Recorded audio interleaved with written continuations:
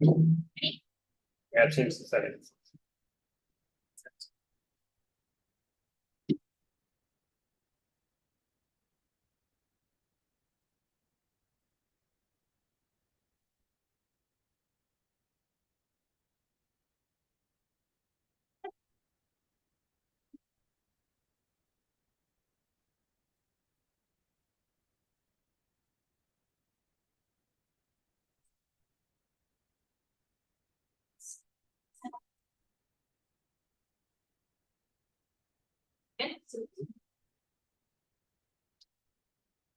On. Oh, there we go. All right, I'm now going to call to order the May 16th, 2024 meeting of the Salem Historic Landmarks Commission. Could we please have a call to order, or excuse me, a roll call? Commissioner Anderson, Here. Commissioner Lady Present. Commissioner Morris. Here. Commissioner Strauss. Here. Commissioner Lennox. Here. Commissioner Zimmerman. Here. And Commissioner Furman is absent excused, Commissioner Kaiser is absent excused, and Commissioner Strong is absent excused. Good for Excellent, thank you. Is there anyone here to provide comments from the sign up sheets? I could grab that. Check, but are you signed up? Yeah, you can just go ahead and just go. Yeah, okay. If you could provide your name and address for the record, that'd be lovely. And you've got 3 minutes. Okay, I'll talk while I'm running over there. I'm Heather Anson, Heritage Chair for Highland Neighborhood. Oh, wait, you'll just need to, I won't start the timer until you start talking, you're good. Okay, I'm Heather Ames, I'm the Heritage. And you'll want to touch the button on Does the, it go, that guy, well, see, I don't. all right, we're all ready, there you go. Okay, I'll try again, third time's a charm. I'm Heather Ames, I'm the Heritage Chair for Highland Heritage Neighborhood. We're the third and the newest heritage neighborhood. And also, we have one claim to fame, which is that we have a 3-year only, but boyhood home of Herbert Hoover in our neighborhood. It was erected in 1889, and he lived there until 1891, when he left Oregon for Stanford University. The house is located at 2210, excuse me, Hazel Street Northeast. In 1948, and I'm sorry I don't have a ton of stuff here for everybody, I'll just pass one around. I've had a laser procedure and an extraction in my mouth in the last 2 weeks, so I'm like a little discombobulated. Oh, good. This is what it looked like in 1948. You can see that it looked pretty darn nice. But as near as I can find out, it went into disrepair and was significantly remodeled in 1972. This is what it looked like before it got remodeled. It looks pretty sad, but after it got remodeled, it turned into this.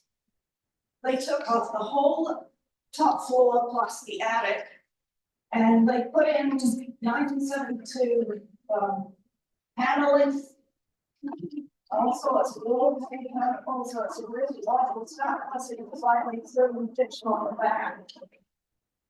I just want to give me something like to say.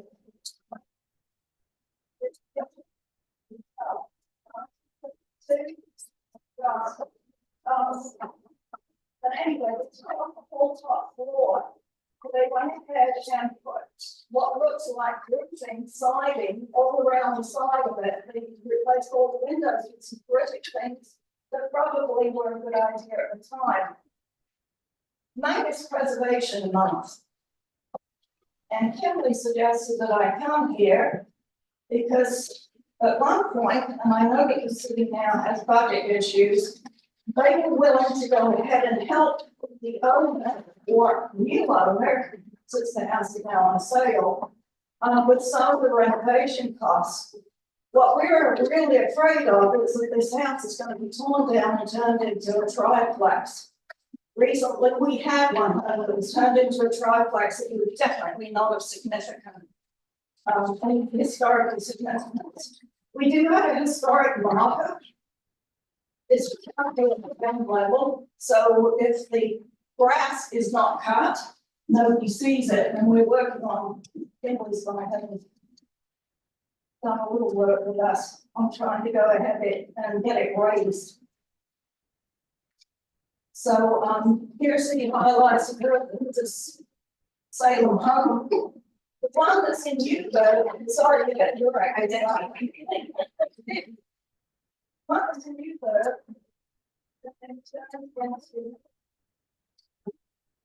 The museum. It's been fully renovated, and ironically, while I was looking at the information about this afternoon. Miss Elizabeth Ford and Miss Edith Schreiber from Salem worked on the gardens for them. But the Herbert Hoover House here in Salem got no recognition whatsoever. Emily and Jay suggested that I go ahead and contact Michelle Cordova over at the Heritage Society. Willamette Heritage. And she was very helpful. She sent me a whole list of stuff. She suggested I contact the Heritage State Preservation Office, the National Park Service, Historic Preservation, the Kinsman Foundation, and the National Trust of Historic Preservation. She also very kindly said that if she can supply me with any sort of backing, she would certainly be happy to do that, which is really nice of her. So I just wanted to go ahead and give you guys, since it is Historic Preservation Month, a little background on it. There's two more. The homes of the Hoovers, I went online this afternoon, looked them up. This is where Herbert Hoover was born. And this is one of his houses in California. But there's no mention of either of the homes in Oregon. And that's from the Willamette Heritage. I did do a lot of research on it, but I just wanted you guys to be aware that it is here and it is in a bad state, but it has not been torn down. And if all of that ghastliness that was put up in 1972 was removed, it could be restored. Thank you. That's it.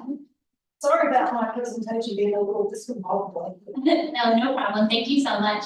Does anybody have any questions? I do have one question for staff. Is this a local resource or is it not listed right now? Not listed. Okay. No, it hasn't been. Okay. Awesome. Thank you very much. Alrighty, then we'll go ahead and move on to the approval of minutes. I'll take a motion. I'll move to approve the minutes as written. I'll second.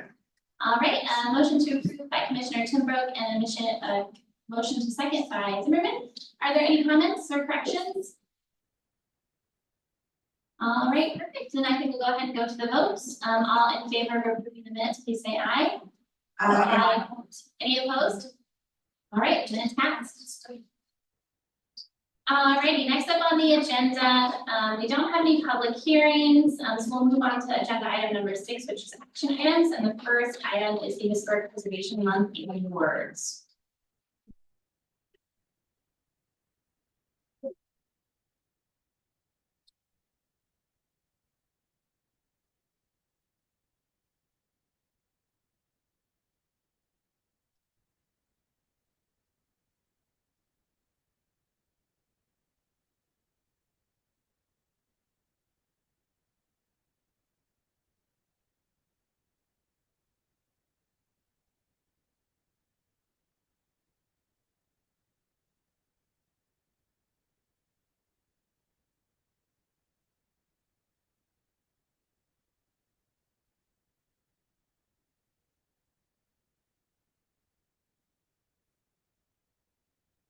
As Heather mentioned, May is Preservation Month. And At first, it wasn't Preservation Month, it was Preservation Week in 1973, all the way to 2005, when the National Trust extended all of May as Preservation Month, because we have so much more to preserve, I guess.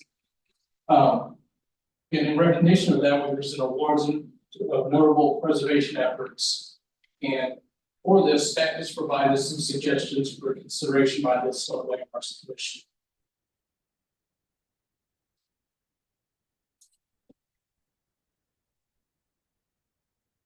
The Ben Maxwell Award, which is our Maxwell Award, is recognizes projects that represent outstanding contributions to the preservation, restoration, and maintenance of Salem's historic resources.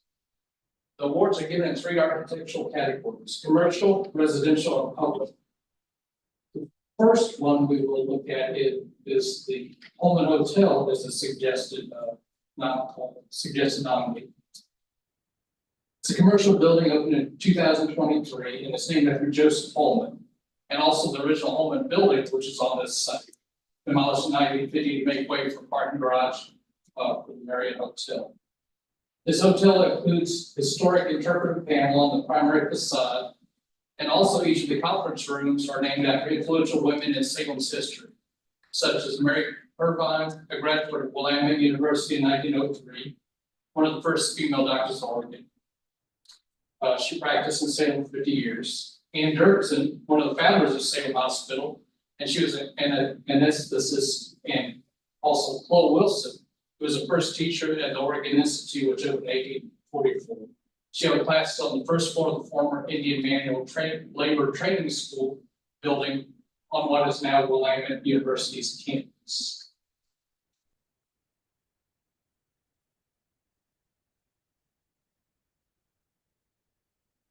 The staff suggestion in the residential category is Scott and Heidi Grew with Elizabeth Whitehouse. The Grews were honored with a 2015 Maxwell Award, and over the past 9 years have continued to invest countless hours and effort to restore and preserve the Whitehouse. They've invested over $11,000, which is matched and awarded 2 lots grants.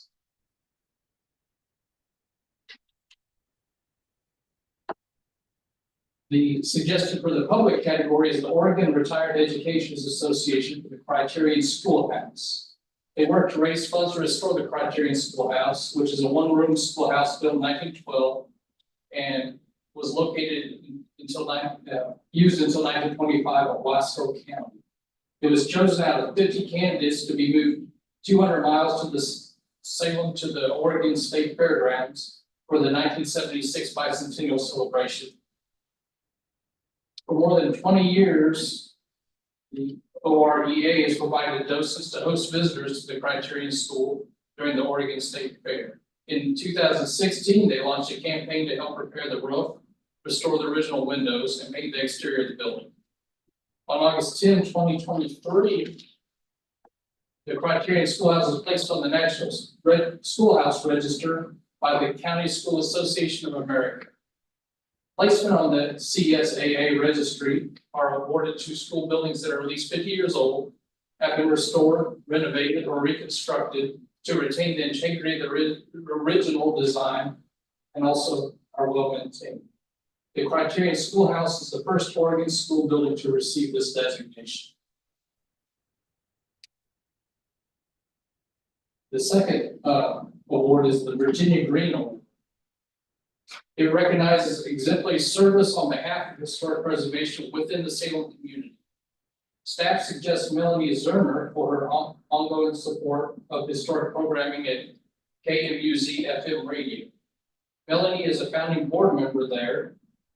KMUZ is a community radio broadcaster serving the Mid-Willamette Valley. Over 235,000 listeners tune into that station. And long-standing support for historic preservation topical materials such as the Salem History Moment, Salem History Matters, and your Salem Through the Years. So from 2012 to today, we've had continuous historic preservation content.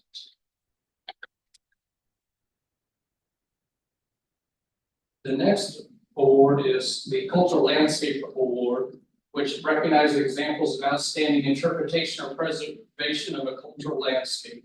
Staff suggests Lynn Takata and the Northeast Neighborhood Association for the Inglewood Park Forest Festival. The festival was established in 2017 to bring both awareness and appreciation of Inglewood Park, which is designated by designed by the prominent local landscape architecture firm of Lord and Schreiber. The festival also brings the community together to support the arts and provide opportunities for environmental education. The 7th annual festival will be held on August 10th from 10 to 4 of this year. And then the final suggestion is the HLC Chair Award. Each May, the Historic Landmarks Commission Chair issues an award. Staff is suggesting this year Kathy Lynn, a reporter for the Statesman Journal, because of her ongoing coverage of historic Salem over the years. Many articles, some notable ones are the Salem House renovation that covers autograph posts back in 2015. New OPB documentary features Salem nonprofit in 2019. Salem Historic Landmarks Commission to receive award, which is 2024, as we remember recent events. Digging up clues of early Salem, that was in 2018, and many others. With that, that's a summary of our suggestions for this round of awards. You know, we would ask you to evaluate these nominations, determine to what extent you want to follow our suggestions, or have other ones that you would prefer. And I'm happy to take any questions. Perfect. Does anyone have any questions? Sure, let's do this. Perfect, go ahead. Being that home and motel is new construction, what's the thought process on that possible reservation? Well, in this case, you know, we were looking at what was a, you know, empty lot, and so we had no kind of tangible indicator of what was there. But what we do see is we see an appropriate infill in terms of scale, and then we see the making that intangible history, you know, such as, you know, the influential women, and also the plaque is a way to bring that at least to some level, so that's not lost to the public, you know, so that people that are, you know, the general public versus people that are dedicated to like history, who would have to go and search that information out. And so it's a good example in filling the scale and the materials and all of that that's used. It kind of brings back that rhythm of, you know, historically those blocks didn't have a lot of parking. And so when you bring a building back, you kind of lose that. I think preservation, a lot of times we'll talk about kind of gap to streetscape where it's like, there were all buildings and now half of them are parking lots, you know, and so I'd say that would be a rationale for that. EJ, would you mind going back to the slide where something, and I don't know, Zach, if you had started working here yet, I always feel like you could, as long as me. Or maybe person. So we did give an award for the Nishioka building. And we could, the Landmarks Commission, if you feel like you would like to recognize this building, you could phrase it differently. So it's not for preservation, restoration, and maintenance. It could be for compatible new construction, something like that to reflect what it actually is, if that's the purpose. Oh, it's because I'm. One at a time, we can't talk over it. Yeah, I think that's a great suggestion. If I was someone reading this that didn't get the luxury of the presentation and this explanation, I go, one is brand new.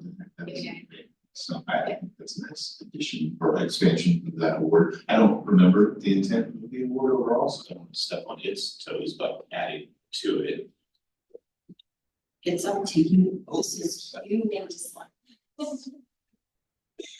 I think it's a good example of, working with the, non-contributing criteria for the downtown historic district, which is a little bit different than the contributing building.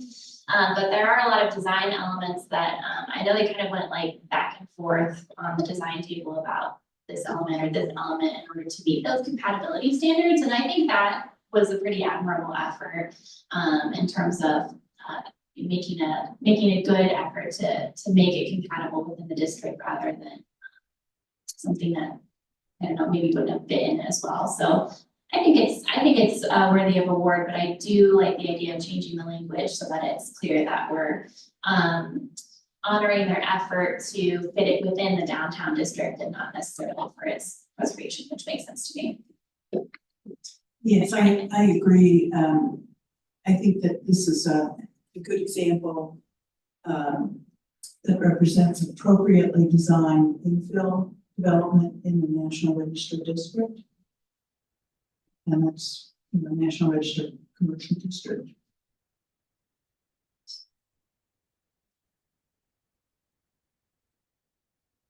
Is there any other questions for staff before we kind of get to our motion discussion section? Okay, perfect. Then I think we could probably go ahead and have a motion, and if there's any changes that we'd like to make, we could amend. I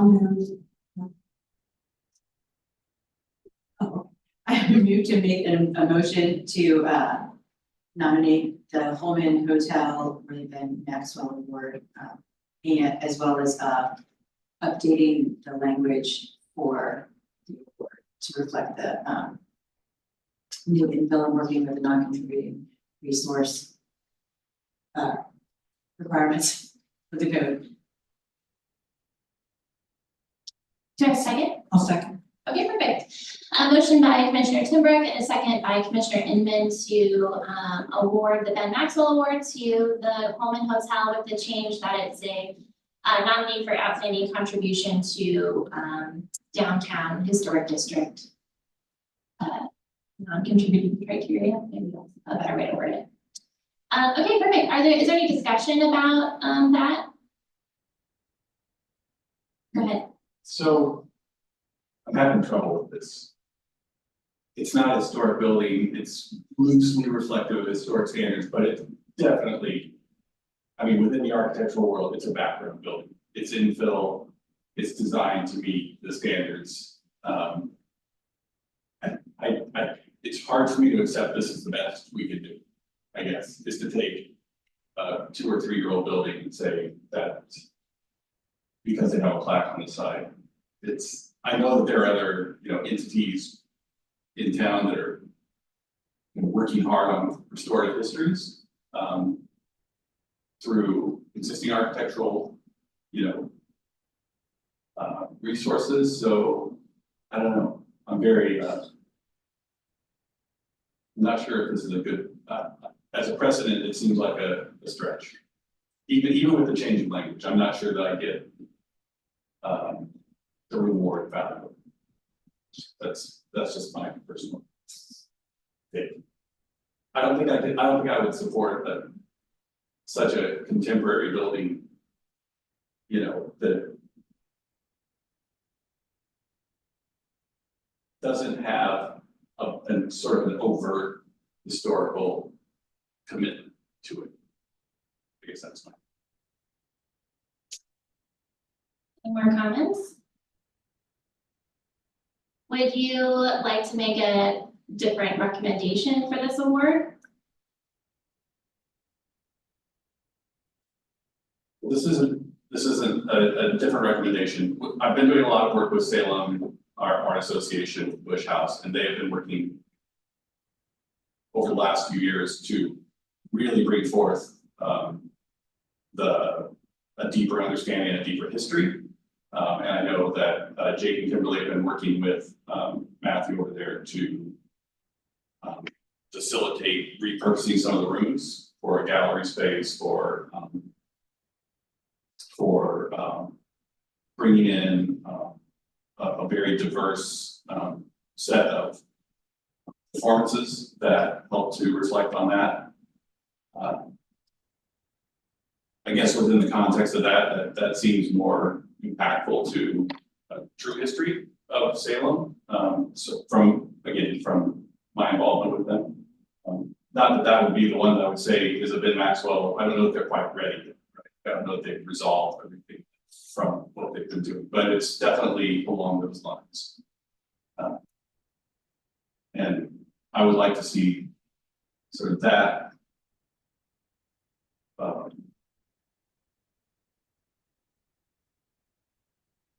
Commitment to this directly to Salem's history and kind of trying to flesh that out. That's what I appreciate what they're doing. Okay, perfect. Kind of what I'm hearing from you is maybe we could think about them for an award in the future. I think you're right, that sounds like maybe an organization that we could take a look at awarding, but maybe not this year. I think where I'm feeling on awarding the Ben Maxwell Award to the Holman Hotel is I am supportive of awarding this award to the Holman Hotel. I think their commitment to honoring the space is something that I haven't really seen for new construction elsewhere downtown. The fact that they named it the Holman Hotel after the building that used to be there, I think is pretty interesting and not something that you see very often for new construction. And I also do appreciate that they've, nodded to other parts of Salem history with the rooms that are named after influential women in Salem's history. So I do think it's absolutely worthy of awarding them for that commitment and for that dedication to the history of the space in general. So I'm in support of the motion. I don't know if there's more comments on that. Well, I remember when I first joined the commission and this came up in front of us and we had the requirement where they have the little interpretive panel and things like that. And, I think it's a great addition to downtown. I just kind of feel like this award, I almost feel like we're providing this award because we have an award to give and we needed to figure out where we provide this award. I mean, it's a newer building, so kind of along the lines of what Commissioner Morris was saying, the tangible kind of historical elements, the story behind, some of the other properties that potentially could get an award like this. This building doesn't have those. It's a fantastic addition to downtown, but I feel like it's missing those key elements where it's like, the story behind the building, somebody was a key member of our past, in 1950, whatever, some sort of key historical events happen there, it seems like for the Holman Hotel, it's kind of like, well, we don't have any of those, but we nod to some of those historical things in the past rather than, being able to provide those themselves with that building. So I don't know, I almost kind of felt like maybe this might be a year where we don't provide an award because we don't have like a real clear front runner of a property that has done a whole bunch of different positive things as a historic resource where we could say, they've got this long track record of improving a historical resource, where they're more deserving of getting such an award. So I'd almost kind of lean toward maybe not even providing award this year because we don't have that clear, head and shoulders above the rest kind of nomination. More comments? Commissioner Wetherby? I know we, Others? yes. I'm sure I've done Kristen once, so we'll agree. Oh, Timo. I know past the comments or answer the questions portion, but was there another consideration for the commercial aspect of the Ben Maxwell Award? Is that percent? No, so typically, just so you know our process, so what we do is we look through the applications and also the completed projects, and the Holman Hotel was completed in 2023. Just a point of clarification, this isn't the first one, so as I mentioned, the Nishioka building, the Landmarks Commission chose to give an award for that building. the year after that building was completed. And this building, again, they named it after the historic home building that was there. They have the historic plaque, and they named 3 of their conference rooms after Salem women that lived here and worked here and are historically connected. So the Nishioka building didn't have any of those, so I just wanted to clarify. This, if you chose to award it, and you're certainly not required to, I just wanted to get the facts there. That's one small point as well. This is the first year where we're suggesting 3 people for the Ben Maxwell Award. We've only ever done 2 in the past, so you are welcome to award as many people as you want theoretically. We can't afford as many plaques as you'd like, but you do have options. You could award no one at all in any category theoretically, but we do want to celebrate. So anyways. It's supposed to be Okay, I'm not seeing anybody else raising their hands for comments. I suppose then we'll go ahead and take a vote. I'm trying to think about what. I guess we'll do a vote, see where we are, and then we can decide on another motion for this particular award if we want to do something different. Okay, great. Okay, great. Then let's just go ahead and raise our hand if that sounds good to everybody. Everybody who's in favor of the motion right now, please raise your hand. What's it? The motion. Well, the motion of changing the verbiage and approving it? Yeah. It's 2 in 1 sort of situation. Okay, just making sure I understand. Yes, correct.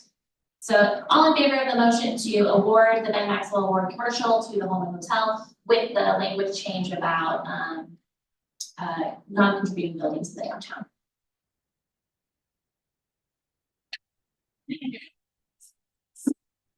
Okay, perfect. So I am seeing 4 in favor, which means that that motion is going to pass. Do I need to formally do a vote now, or that's fine? Okay, great.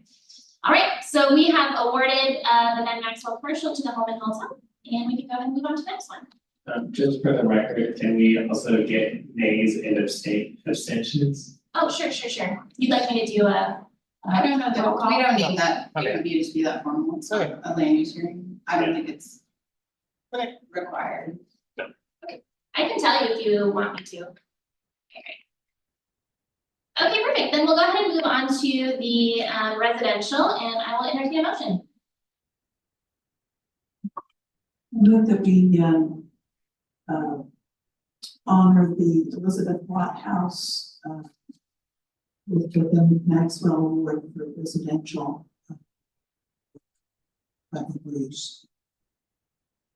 I'll second. All right, we got a motion by Commissioner Inman and a second by Commissioner Tinbrook. Some discussion, great.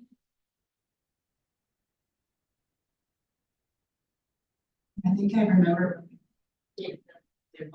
Oh, yeah. I believe that, like, I think I was on the commission when we gave them the Maxwell Award in 2015. I started looking at it, I was like, this looks really familiar, but now I'm seeing that this is second. It's been fun. So, but no, and I think it's important to award and celebrate the people who really are dedicated to historic preservation in their homes and in the community, so. Yeah, and I think it's really nice to award someone who's really taken advantage of the city incentives that we give to people for upkeeping historic homes with this toolbox grant. It's lovely that they've been able to utilize it to restore this house. That's what that program is for, and I think that's also worthy of celebration. So I'm in favor of this motion. Do we have any more comments? Okay, then I think this one should be a little simpler. All in favor of the motion to award the residential Ben Maxwell Award to the Watt House, please say aye. Aye. Any opposed? Okay, great. Perfect. That has passed, and we will award the Watt House the residential Ben Maxwell Award. Okay, let's go ahead and move on to the public part of this award, the Criterion Schoolhouse, and I will take another motion. I move that we award the Ben Maxwell Award to the Criterion Schoolhouse and the Oregon Retired Educators Association that is, working and raising funds and restoring this, Criterion Schoolhouse. I'll second. All right, perfect. We've got a motion by Commissioner Inman and a second by Commissioner Timbrook to award the Criterion Schoolhouse. Please speak to your motion. It's a really great little building, and the way that they take it, cut it up in order to transport it to Salem, and then put it back together, it was just, it was kind of a neat effort that they made, and it really is original and pretty pristine. It's all of the interior paneling and finishes are there. It's pretty special as a time capsule. Commissioner Timbrook? Okay. Does anybody else want to make any comments? Yeah, I just want to say I'm very excited about this award. I think they definitely deserve it. I know we've been working with them on the local nomination, and they're very dedicated to this building. Their recent siding workshop they did, the window workshops that they've been doing, it's really showing a commitment to the preservation of this building. And I think it's a really great gem to have in Salem, which now will hopefully be a local resource very soon. Okay, perfect. I think that we can go ahead and vote. All in favor of awarding the Ben Maxwell Award Public to the Criterion Schoolhouse, please say aye. Aye. Any opposed? Okay, perfect. Well, let's go ahead and move on to the Virginia Green Award.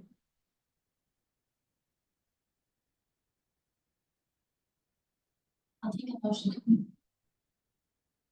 I move to award, give the Virginia Green Award to Melanie Zermer for her historic programming. Second. Perfect, you've got a motion by Commissioner Timbrook and a motion. My gosh, I'm forgetting your last name, I'm so sorry. Morris, thank you, Commissioner Morris, I can't see it, I was like, oh yeah. To award the Virginia Green Award to Melanie Zermer. To your motion. I just think it's a great way to celebrate somebody who's just dedicated to spewing history facts in Salem. I think it's another word. I'm just drawing broadcast. Thank you. Just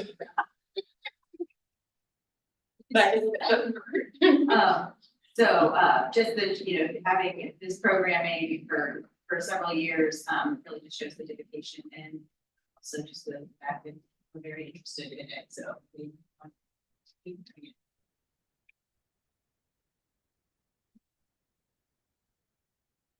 it. Perfect, any more comments? Okay, great.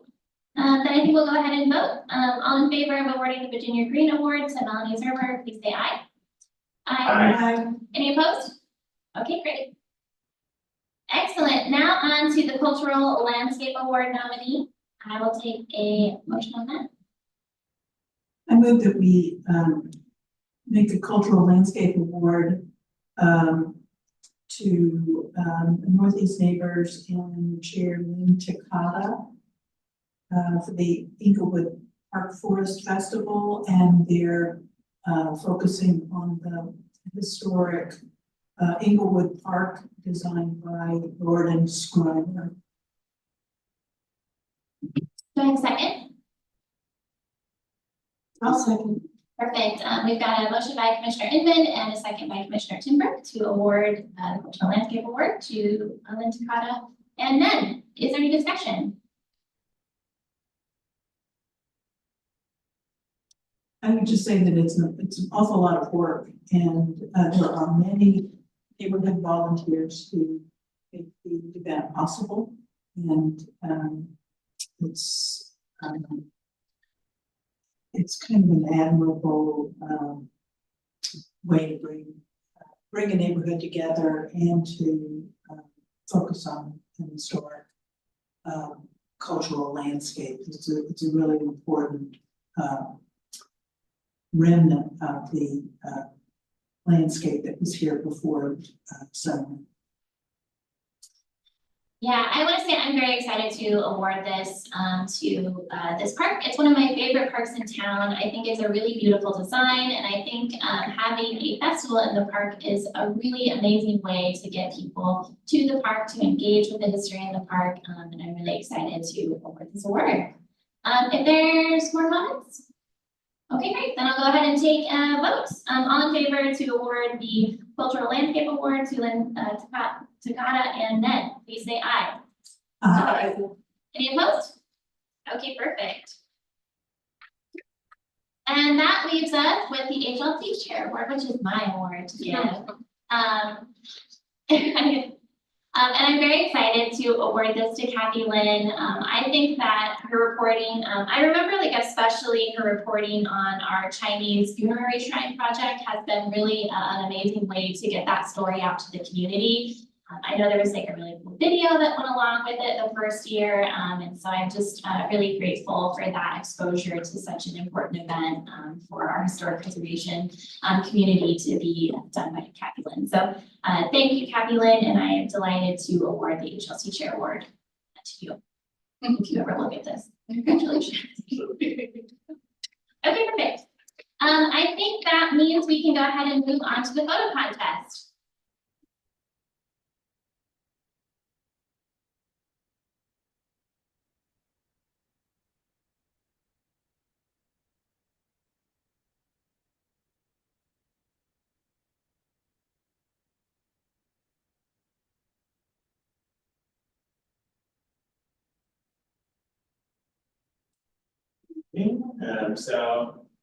We have our preliminary results from our historic photo contest. So we got 17 submissions. There was one person who submitted twice for the same category, which is not allowed within our rules. So we just took the first photo they submitted.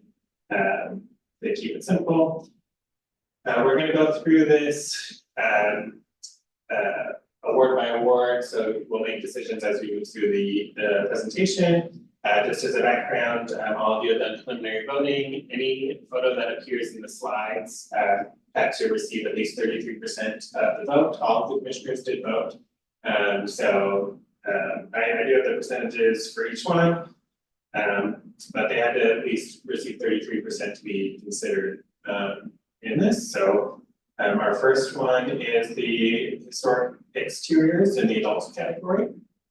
And we have two photos. We have Snowy Day on the left and Treasury Vault on the right. Treasury Vault received 55% and Snowy Day receives 32%. So you are all welcome to discuss if you want to try to sway people's minds. I do not remember which commissioner voted for which, so I don't know if like three missing commissioners all voted for the same one. It might change which one's in the majority, but yeah, I'll leave it to you. Perfect. Does anybody want to make comments about which photo they'd like to vote for?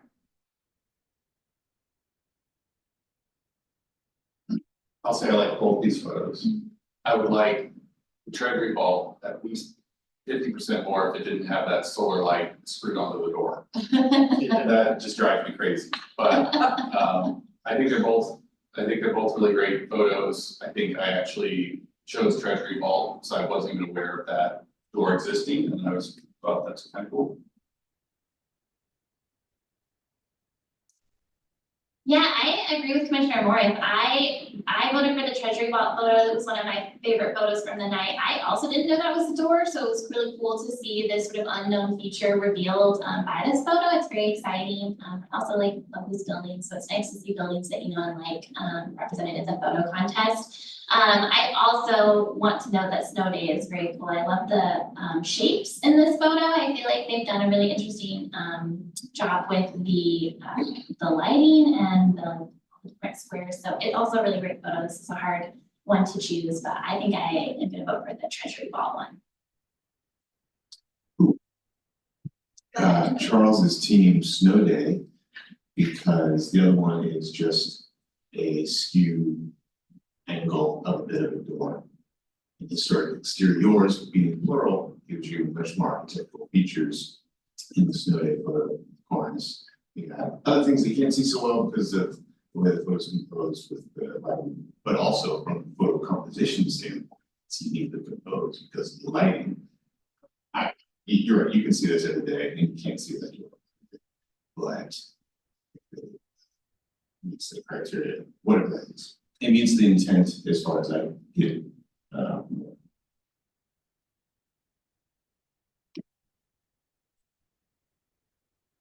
I too was team Snow Day. I liked both of them because I didn't know that that was the door and I did think that that was really cool, but like Charles said, you know, it's more of just, it's kind of like a picture. Just made it to look a little bit more like, oh, this is a cool door and I took a picture of it. Whereas the composition of the one on the left is better and you see more of the exteriors and the shapes, and the play of the light and shadow.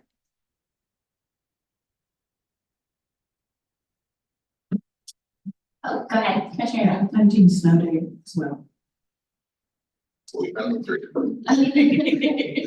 Okay, perfect. Maybe we could just do a hand vote if there aren't any more comments about which one folks want to vote for. Everyone who would like to vote for Snow Day, please raise your hand. All right, so that looks like it's gonna be 4, and then if you'd like to vote for Treasury Vault, please raise your hand. Okay, great. Did you switch? Did you switch? I switched. What? Oh, like no. Charles's. Okay,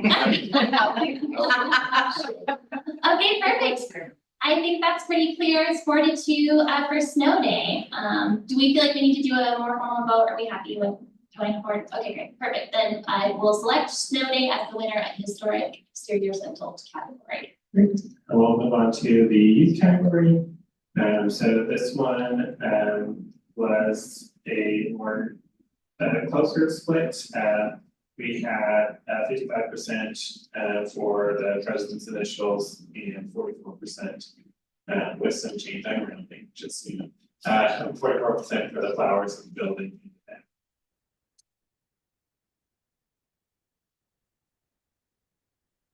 Sorry. You've got a lot of reverb. Okay, perfect. Any comments? Oh yeah, Commissioner Morris. I just have, do we know that those are Herbert Hoover's? I mean, that was my thing, like. It's apocryphal, but fun. It's just an HH, and then there's all these other like scratches. I had a hard time like, is that really? If it was documented or something, I'd be more enthusiastic. It's like a long-standing It's been rumor. there. Yeah. It's a long-standing, like, Yeah, it's in the tunnels, like right? the. Like it's It's in the tunnels. Sorry, I should laugh. It's a fun theater. We need to hire a handwriting expert to come find out. Handwriting expert. Yeah. I mean, look at that EM, the EM is really carved in, right? Like, It really is, it's like that. Who is this? I don't know. I was looking at the EM. yeah, that's the dedication.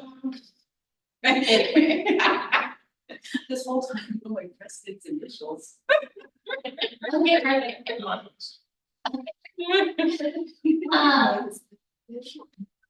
it's middle initial. I mean, he wasn't famous then. He didn't know. He was famous. Okay, cool. Anyway, are there comments about which photo people would like to choose?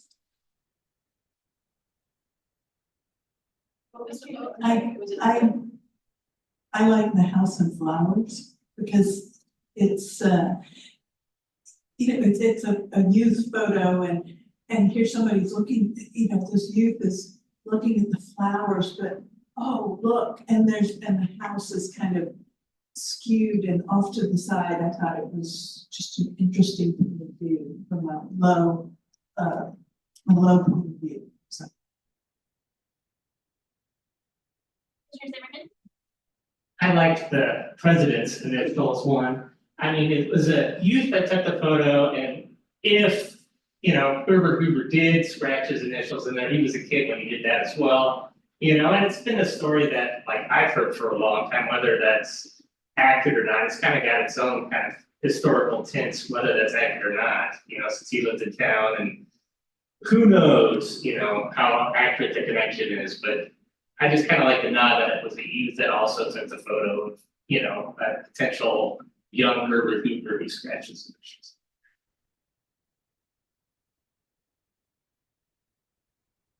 Any more comments? This one is a hard one for me to choose. I really like both of these photos. I love your point about the, you know, the youth taking the photo and like the president maybe carved his initials in the wall. And I also really love the just sort of like nod to the, is that Deepwood, I think, in the background for the historic photo of the flowers. Looks like Deepwood, yeah. And so I think it's just, they're both really good. I think I'm probably gonna vote for president's initial because I like the story and I think it's fun and it's cool that, I don't know, the rumor continues, I guess.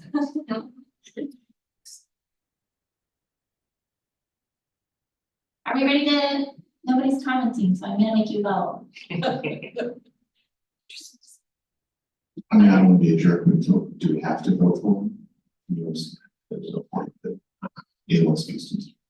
I don't speak, it's apparently a jerk. No, Yeah. I agree. Yeah, I mean, it's serious, just flowers, there's things. If this isn't confirmed that it's the actual initials. The only issue, well, Yeah, there, Interesting. you can certainly not vote, Yeah. everyone did vote for a photo, there was a select no photo in this category, no one selected this. I think. It was right there. You selected it, maybe. Like, I got switched. Okay, all right. I'm gonna go ahead and make a vote. Everyone who would like to vote for flowers with building in the back, please raise your hand.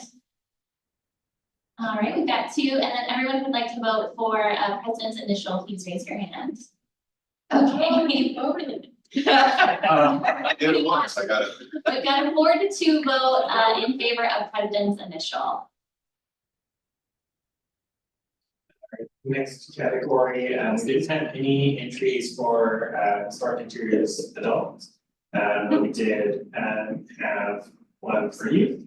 And so this one received 80% of the vote and the other was to not select. That's what it is. Okay. Well, this one's easy. there you go. Does anyone want to say anything? I'll vote for it. I like it. It's nice to see lots of green treasury photos this round. So we obviously went there to take some photos and that's great. I love all the brick in this photo. I think it's really beautiful. It's one of the most interesting things about that building. And so it's nice to see a really cool photo of this like very old historic brick. Okay, excellent. Go ahead and raise your hand if you'd like to vote for this photo. Okay. We've got a majority vote to award this photo. Next we have historic landscape, streetscapes, and features. This is the adults category. And this one was an even split. We have 44% for date night and 44% for historic project.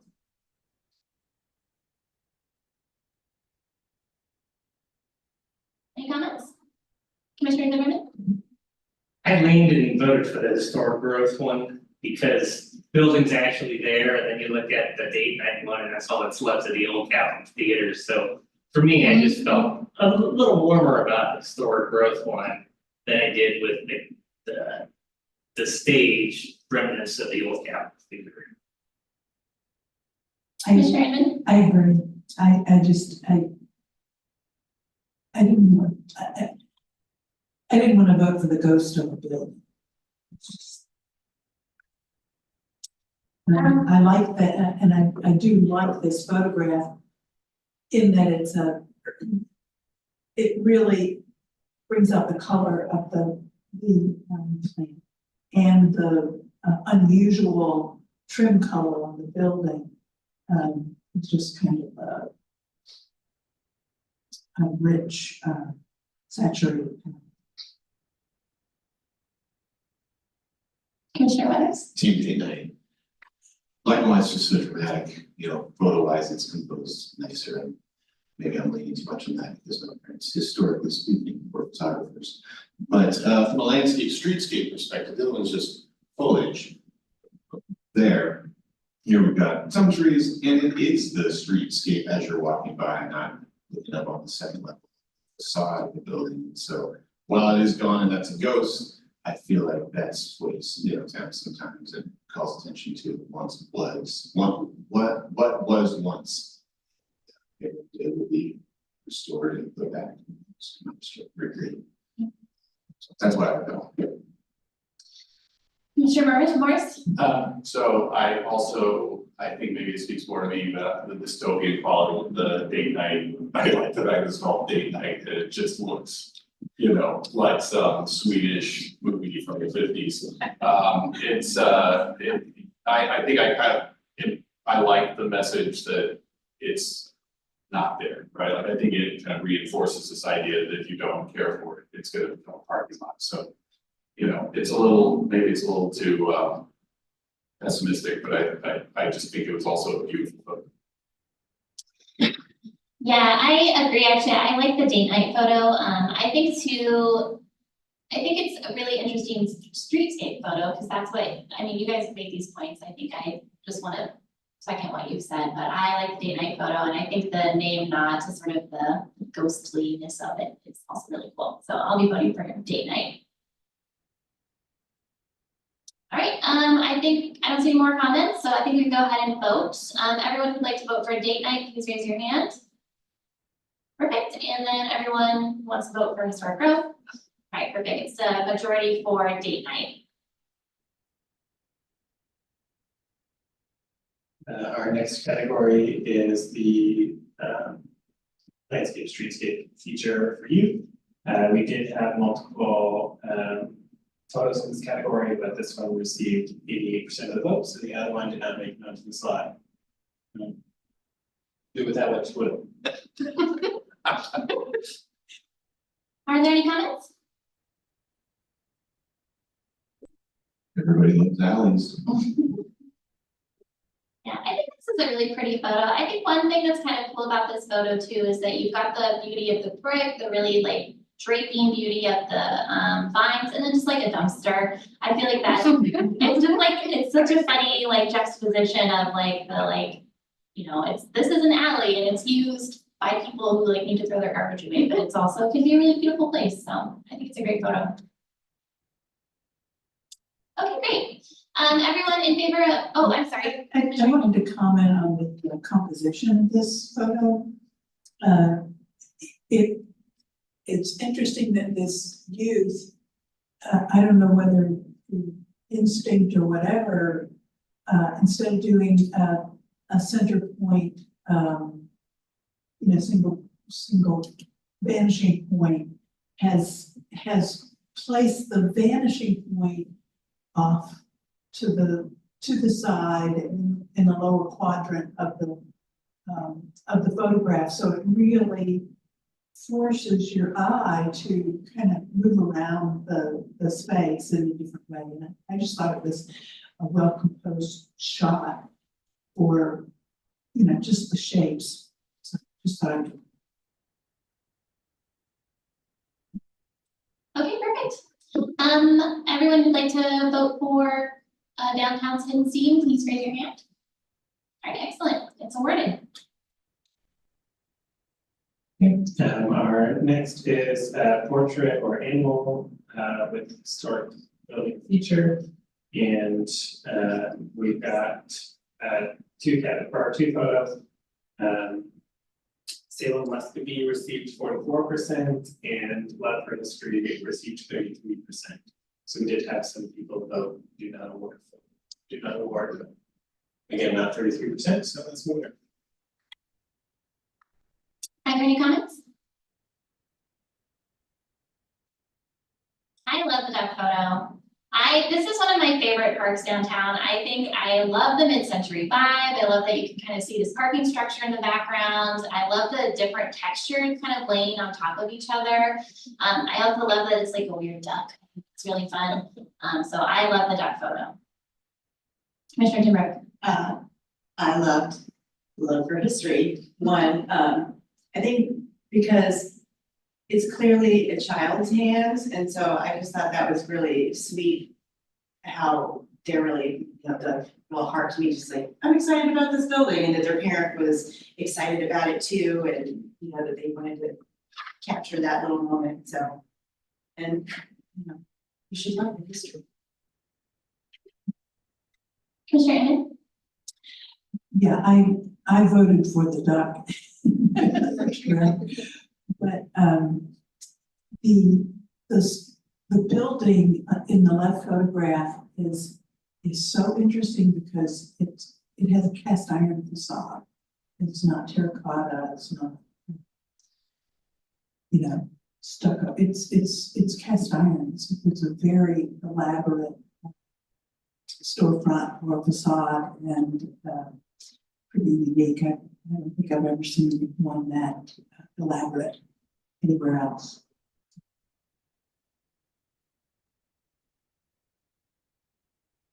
All right. I have a question for staff. Is that a compliant gate? That's Jake. It's probably been there since before it was a historic district. It's probably not conform, Yeah. It's good, the photo. Any more comments? Okay, everyone who'd like to vote for Love for History, please raise your hand. All right, and everyone who'd like to vote for Salem Muscovy, please raise your hand. Charles abstains, okay, great. Then the Love for History, because that was 3 people, I believe. Will you re-raise your hand just so I can make sure? Okay, perfect, Love for History, yeah. Okay, Love for History is the winner. And then our final photo, we only had one submission. It was flower with letter in the back. This is the youth for portrait orient. One thing, I almost disqualified this, but I took the liberty of assuming there was a confusion on the intention of portrait because this is taken in portrait mode. That is the reason I did include it.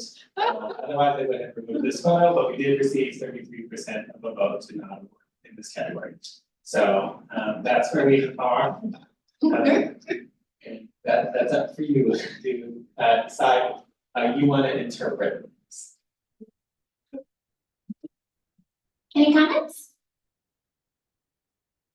I think I'm a pretty strong proponent of award no for this category. I just didn't see this being on brief at all. I agree. Commissioner Zimmerman? I like gardening and I like lilacs, but I couldn't really tell any historic anything with this one. I mean, I appreciate the flowers, but yeah, I think I lean toward getting no winner in this category as well. I honestly would vote to get them an award. They're like a youth, they're experimenting with portrait mode. I'm excited to give them an award. You can see a blurry historic background or a pavilion in the background. I feel like they're like artistic. I like it.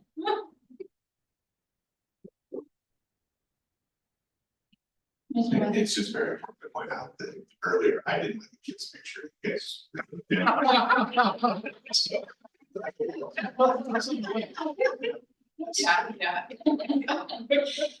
Alrighty, all in favor of awarding no winner in this category, please raise your hand. That's, I'll correct the wording. Great, so we'll award no winner in this category. And our final category, but this one is just for you, is whatever the chair's choice you Exciting. would like to do. I have all of the photos available if you wanna me to put them up, but. I think I know which one I wanna choose, and I think I would like to choose the duck photo.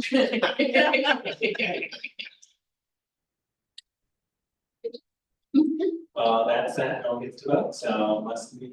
Perfect. That's reflected, and we'll contact the winners tomorrow. Excellent. Thank you very much for putting all that together, I appreciate it. Excellent, great, well, that is fun, I feel like the awards are one of the most fun things that we get to do during the year. It's a way to sort of share with the community that doing preservation is fun and it's worth it and you should do it. So happy to have these awards and excited to see the winners' reactions. Okay, with that, let's go ahead and move on to discussion items. We've got our historic code amendments up for discussion item 7A. One brief thing that I just want to check in with the commission on for the both the Preservation Month Awards and the historic photo awards is in the past, the chair has taken a photo with the winners on site. And do we want to do that, or do we want to invite all the winners to a future meeting to take photos in just one location? What's been the most successful from your perspective? It's a little bit of both. There's a lot to be said for celebrating at the location and meeting each person individually, getting to speak to them about their passion for history and how they came to those photos or those projects. And I think that does provide its own intrinsic value. And it can also be difficult to get everyone to come to the same meeting the same night. And I wouldn't want to spread this out over multiple meetings, so it's half of one, 6 dozen of the other, which I know is not the phrase, but that's what I say. I feel like I'm inclined to invite them here to a meeting, so it can be kind of like a celebration and we things chat, but I don't know, I could be convinced otherwise. That's fine. I mean, we're here to celebrate. I think that we should take it seriously, like this is a good thing to reward people for their hard work, so.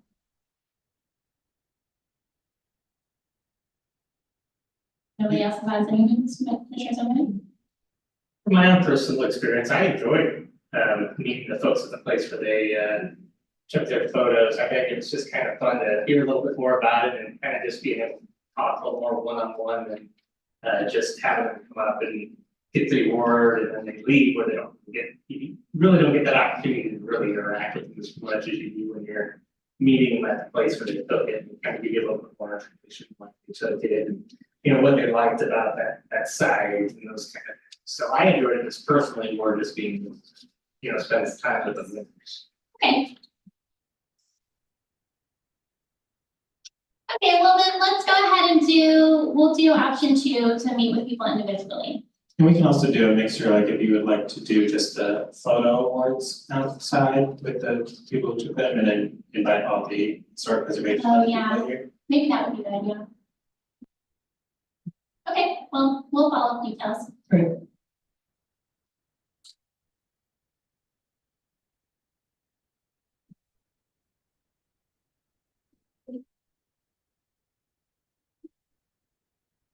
Now we're gonna talk about code, less fun. For the record, I'm Kimberly Fitzgerald, Historic Preservation Program Manager. And I'm gonna give you an overview of our historic code amendments.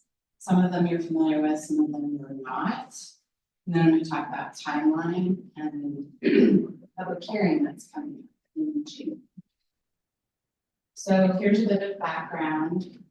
First, and I don't know if you remember this, awesome timeline. I updated it. So this is our historic program at a glance, all the way back to 1966. Many of you were part of the historic preservation plan update, and we did some code amendments as well in 2020. And so now we're here to talk about the 2024 code amendments. So just for the record, this falls under our goal 2 of our historic preservation plan that was adopted in 2020. And in particular, we're amending chapter SRC 230. So we have some required updates, which are to develop new housing administrative processes, which I'll go through in a bit more detail in a second. And then we're choosing to align our design standards for our downtown historic district with existing design standards that are in CB's central business district. So. And then I'm not going to go in great detail about the security gates fencing standards because we've gone through those in great detail already. But if you did have questions, please feel free to ask. So first I'll go over the easiest ones. These are the updated standards that will bring our design standards in alignment with those in the central business zone. So they're in two sections. One is relating to windows, primarily storefront windows. There's some criteria in the CB zone relating to ground floor window transparency requirements. So we're aligning our code with CB so that there's no conflict or confusion. And then also with regards to awnings, we are establishing in our code a minimum depth and clearance so that it aligns with the requirements of the CB zone. So now the new process. So for those of you that have been following what the governor's priorities are, there's been new legislation adopted by our state legislators to ensure that construction of new housing is a relatively streamlined process. So what we're proposing to do to make sure that we're in compliance with that state law is that we're going to be creating a Class 2 administrative process using the standards for any new construction or alterations or additions that create new housing. So currently, all new construction requires a Class 3 historic design review for the Landmarks Commission. So what we're proposing is actually it's two tracks. So they can go through the administrative process, but they have to meet the standards. If they want more flexibility, they can choose the Class 2 administrative process with the adjustment process. That's a new one. So the adjustment is a planning process, but it would be staff review, and there would be additional criteria that they would have to meet. Or they can choose to come to Landmarks Commission as they would normally do under the guidelines. Before I move on, does anybody have any questions about this? How this works? Mr. Weathers? My first question is, why did you look at me 5 times?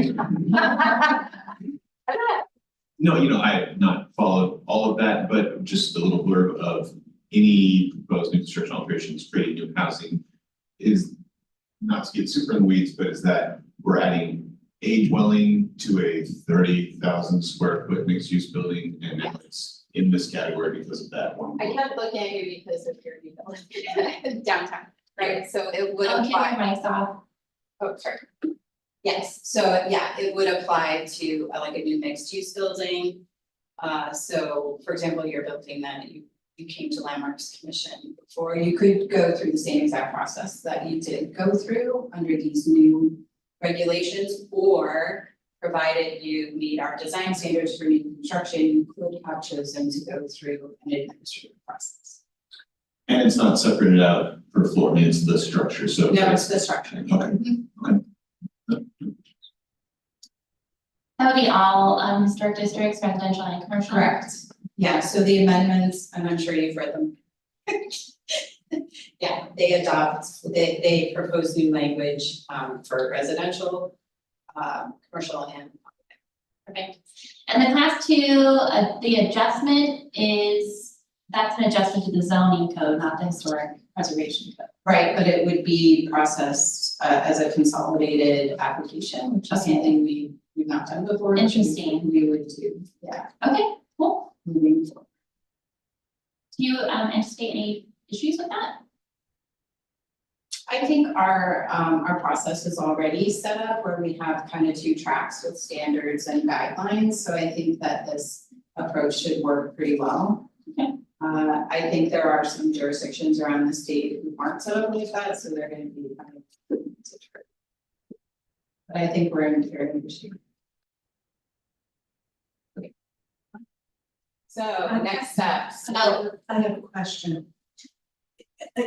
You know, with regard to the housing, part, I was looking at this, in terms of the residential, historic districts, and for, new construction, which does not include development of new housing, it's just an automatic class 3 review. For new construction, which includes development of new housing, it's a class 2 minor or class 3 major. So, an unusual situation in the Port Chemeketa area where a house burned down. So just reconstructing that house, does that go to class 3? No, because it's housing, right? Yeah. I'm assuming it would be reconstructing a house. House, yeah. If the property owner waited until our new code was effective, the applicant would have a choice. They could go there, let me back up. So their design would need to meet our design standards in order to go through the class 2 process. Alternatively, and this is commonly what we tell folks, is if you want more flexibility, then you can go to the Landmarks Commission. So the owner could choose.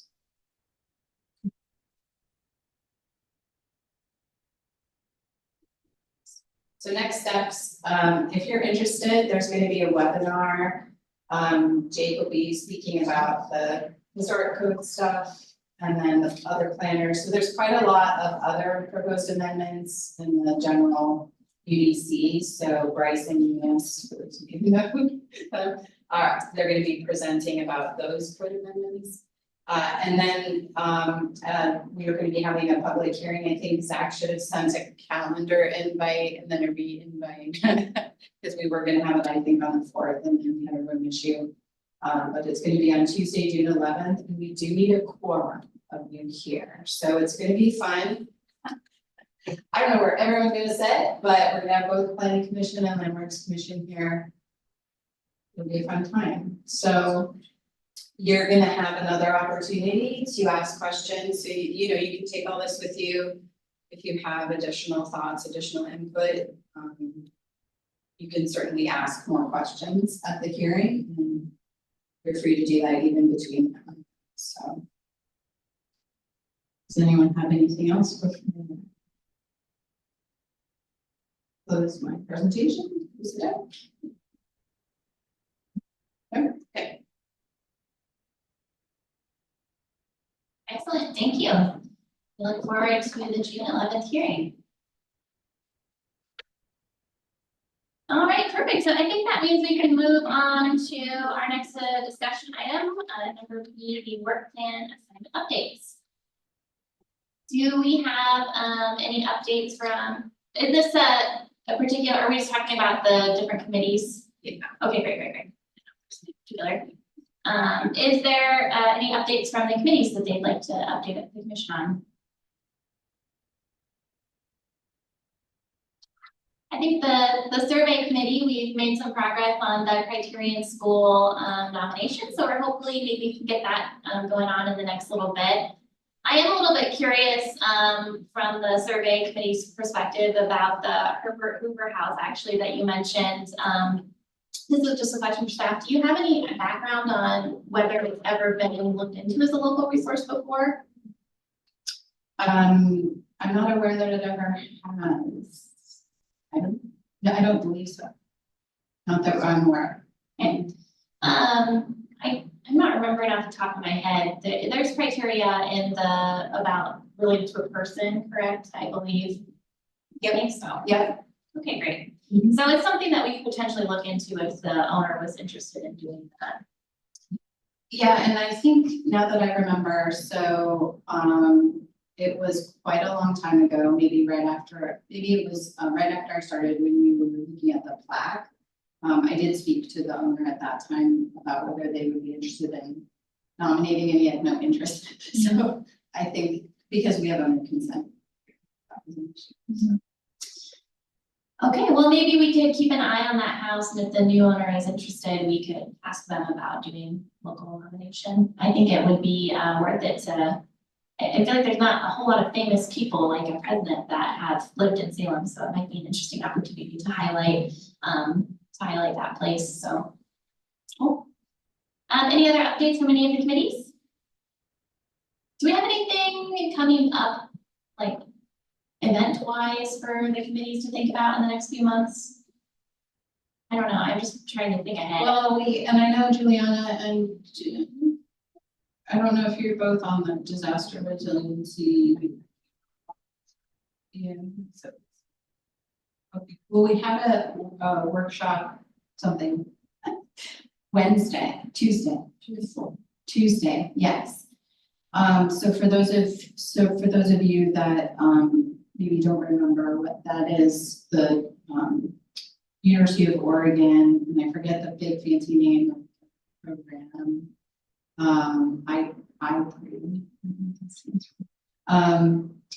They have a group of students who have been working with us and the staff from our cultural and heritage organizations, and they are working on developing a heritage resiliency plan, which is really cool. So I think at some point, we need to reach back out to Sophie, maybe they'll come and do a presentation here to report their findings. There will be a point, once it's in a draft form, that the Landmarks Commission will need to take action on it and recommend to council that it be adopted as part of our conference.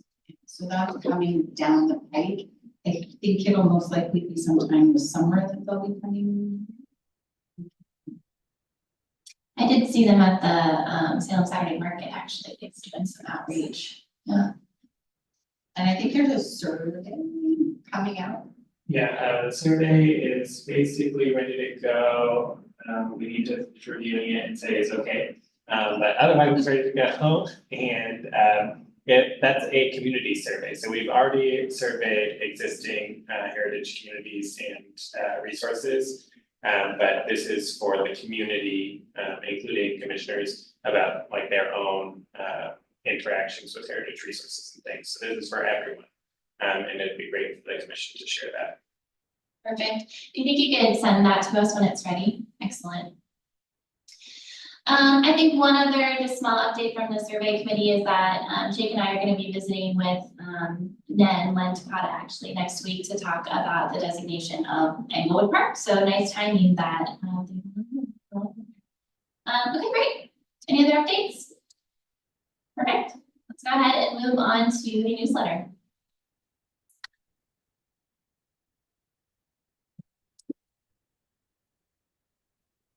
Okay, so it's about time to get going on our next newsletter. We have already selected a theme, which is subjects of the photo contest. So I'm going to read you all a list of subjects, and you can just pick one. So we've got the hospital, we've got the train depot, we've got the Cork Temecula District, we've got Boone's Treasury, Pioneer Trust Bank. I just put Herbert Hoover because even if that's not real, you can write about it. Deepwood, the Methodist Church State, I don't remember the name of it, but the Capitol, Durbin's Alley, or any of the sort of alleys downtown, Capitol Theater, the mill rate. Oh, I'm sorry. Capitol Theater, mill race, and the Latin Bush Day are all available subjects. You can also take it as you will, and we can adapt things for everyone. So we'll be doing a newsletter with the winners of the photo contest. We would include the winning photos, yes. The winning photos, okay, great. So then maybe it'd be nice if we could key some articles to the subjects of those photos. Or I mean the whatever you'd like to write on. These are all from submitted photos, so it doesn't necessarily have to be the winners. I will write an article just like here are the winners, and what Oh, the I see. photos were. But we have all of the photos to select from for articles that you would like to. Okay, I'll take the Capitol Theater. I'll take Pioneer Trust. The reason being it's their 100th anniversary. oh, excellent. They have a sign and I go, when's the party? And they're like, now we got balloons, we're not gonna. I realize that sort of encompasses Latin Bush as well, and just, well, also those banks, so I'll take that corner of banking. James Corner. You know, there's a really great like etching or whatever of the bank right when it was constructed in the newspaper. I remember seeing that, so that might be a cool thing to find if we can, to put in with the other photo. Cool.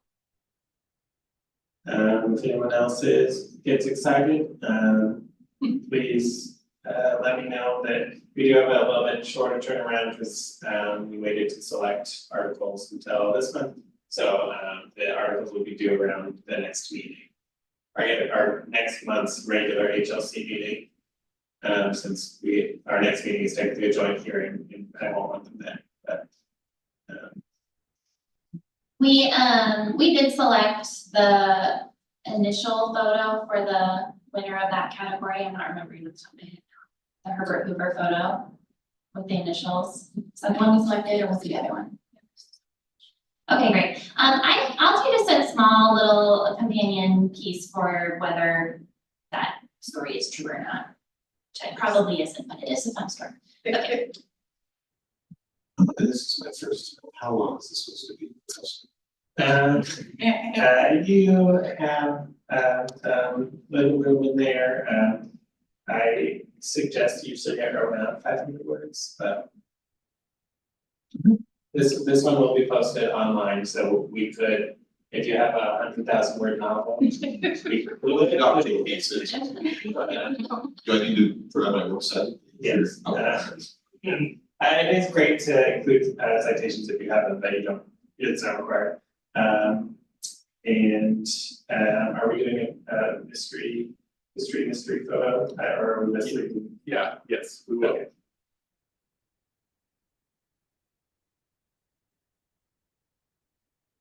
And I think that is it for me. But yeah, that will be due around the same week as the regular June meeting for the HLC. Excellent. And so that means we're not having a Thursday June meeting, we're just having a Tuesday June meeting? No, we should, I believe, well. We don't have any hearings, it's your call. Oh, okay, great. Your decision as a group, do you want to meet many times? I mean, we can. Do we have any, we don't, There's something on the agenda. Oh, well, not yet, but theoretically, something could come in between them. That we would, I'm not complicated, but there is still time to send out notice. But it is unlikely, so we may cancel that meeting, but it'll be due the week of whenever that's supposed to be. Okay, perfect. that's the 20th of June. Yeah, so it would be due around the 20th. Would you mind sending me an email with what I signed up for? Okay, great, thank you, maybe for, it's helpful to remind myself. All right, is that good? Okay, perfect. I wanted to just run back really quickly to the work plan things. I have one question, about the scan liaison. And I was wondering if there's any updates on that project. I talked to Evan West today, actually. They've been really busy with a lot of other things in the neighborhood, mostly related to safety, and so he does have a small group of folks, but again, with the safety issue and their priority was to do survey. But they had folks who were nervous, because of the shooting. So, what he said was that they would look forward to having just an internal meeting with staff and, I don't know, were you interested? I can't remember if you signed up. Because you did this assessment. I can't remember. Oh, we're gonna look at scheduling a meeting in June or early July. That depends on schedule. Cool. So We'll just you stay haven't tuned. missed it. Oh, and we did get an email about the sign project too. So we'll be starting that project as well. Yes, okay, great. Cool. Excellent, then I think that brings us to the Historic Preservation Officer report. So I have some exciting news to report, and I don't know, Zach, if you were able to print out that stuff or not, and if not, I'll just kind of go over it.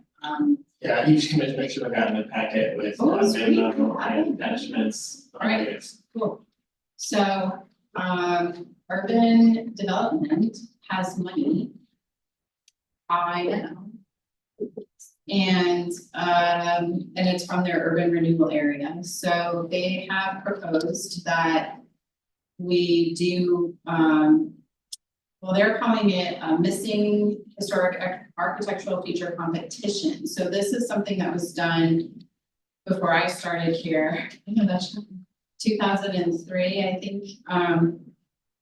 And they have $200,000 budgeted for this. And what they had done before was they awarded $100,000, that was a cap for each applicant.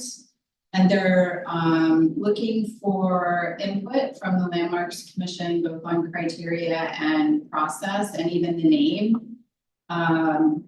I don't personally like the idea of a competition, but I don't know, it's you guys can just give us feedback to pass along.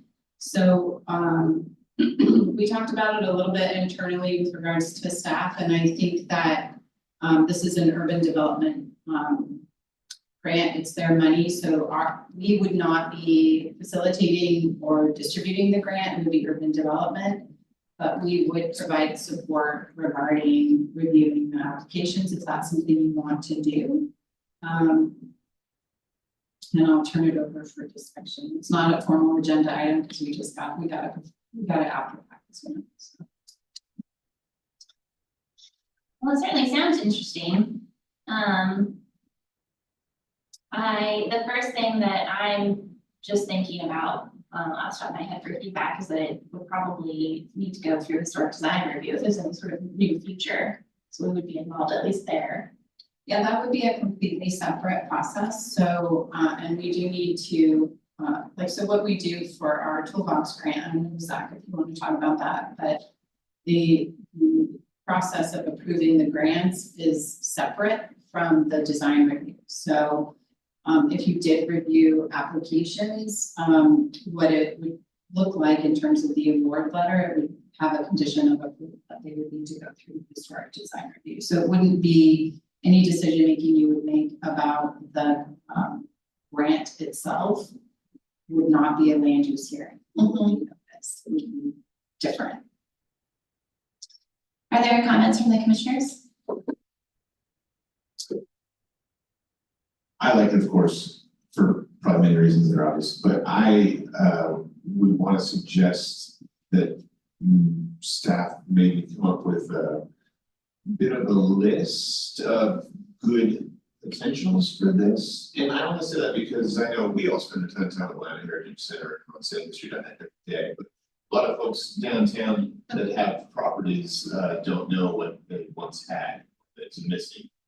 And so I would hate to see this, because it's a decent budget that could have a decent impact, especially if it's spread across a handful of properties. I hate to see it just go one guy in the room that happens to know what's happening. That's a good point. As much as I think you thought of like the bell tower on top of the IOF building. Charles, are you still on the GA? Have you talked about this? I said, oh, this is cool, maybe, yeah, we're gonna send it to Landmarks. Oh. They'd like it, then You're wearing back two to us. hats. Yeah, I'll recuse myself twice. I know this week kind of sprung this on you, so, and I don't know honestly the timeline, I believe it's for the next fiscal year budget, so I think there is time. We can certainly come back to you, I think baseline, I think it would be really helpful to hear from everyone whether you're supporting this, being part of this project, this giving money. I would think that like photo evidence would be a really important part of this process, but I wouldn't necessarily want to like exclude, I don't know, something that had really good otherwise evidence, I don't know. But I feel like photos would probably be a really important part of the decision-making criteria. And I think that if you look in your packet, there's a submittal checklist from 2003. And there's a series of questions, and submittal requirements, which do include photo. Historic. Is this how that little like stained glass piece came on top of the Reed Opera House again? I think I remember seeing photos of that piece like gone and then it's like back again, so I wonder if this was that project. Well, maybe you guys could take a little straw vote, for someone, are you supportive of being part of this process? Or not, like, do you just want to leave it to UD and DAB? It's up to you. I think it's important that we're part of the process. I'm slightly nervous about the outcome, but well, I think we should. Do you want to? Yeah, Yeah, I think it's really exciting. I think it's a great idea. What are the boundaries? We set them, I guess. I think that, I don't know. Well, they're the looking funding for- comes from Your urban the renewal, urban it renewal. has to be within the urban renewal area, Okay, so which is, it goes beyond our downtown historic district. So I think for this program, you know, the baseline, and again, you can look at the application, it gives those submittal requirements. So you have to demonstrate that you are within both the district and the URA, which is pretty easy.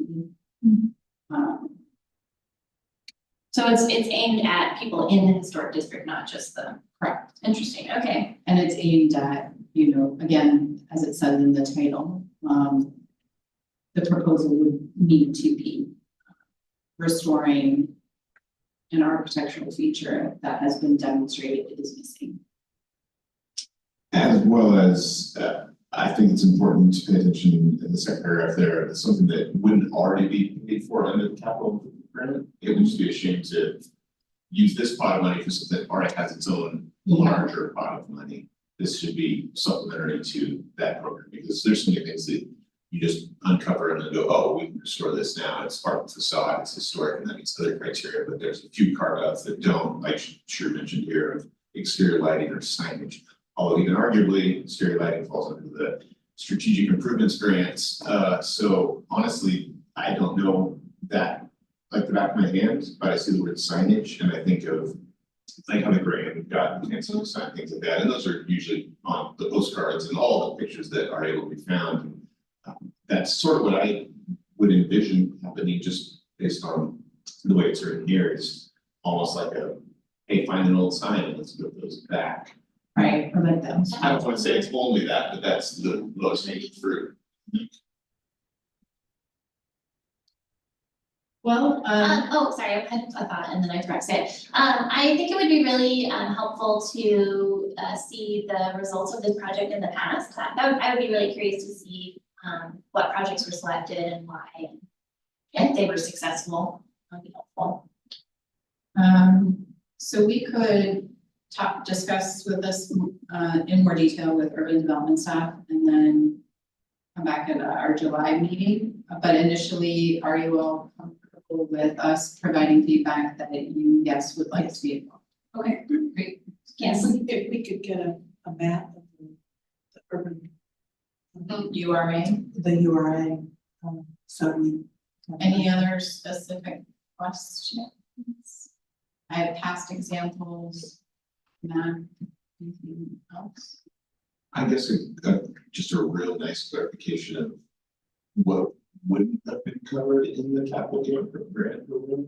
I should know that, but you know, there's some small parts there so that we know what we're going to be looking for. So I guess it's not double dipping, we're just doing this Sure. twice. Yeah, that's a I'll great see point. if we can have Sheree from Rochelle. Somebody from, I would also be curious if like restoration would be included, like I'm thinking about like facade restoration. I don't know, it's like restoring the historic we would facade. need to define what, yeah, and I think, yeah, for me, what is the scope? I'd be curious how we cover. So I have one last question. How do you feel about the word? How do you feel about the word competition? Perhaps we could label it a competitive grant program. Instead of, this is a competition, it's a grant program, but it's gonna be competitive. So there will be awards and award. Yeah, I mean, if there's if there's presence of criteria, some sort of point system like you kind of saw from before, it's sort of that intrinsically, but yes, so often the question for applicants is it first come, first served, is this an unlimited pot of money, and so I don't know. Yeah, how you let them know without making it sound like no holds barred approach matching. That's how they. Stay glad. I've been in the career. They have to come here and do like. Yeah, Corals. yeah, Right. corbels and cornice, that's a thing. Okay, all right, we'll bring something back in July and have some. Cool, Perfect. and that's all I got. Okay, excellent. Is there anybody else want to say anything before we adjourn? I'm seeing that, so we'll go ahead and adjourn the May 16th, 2024 meeting.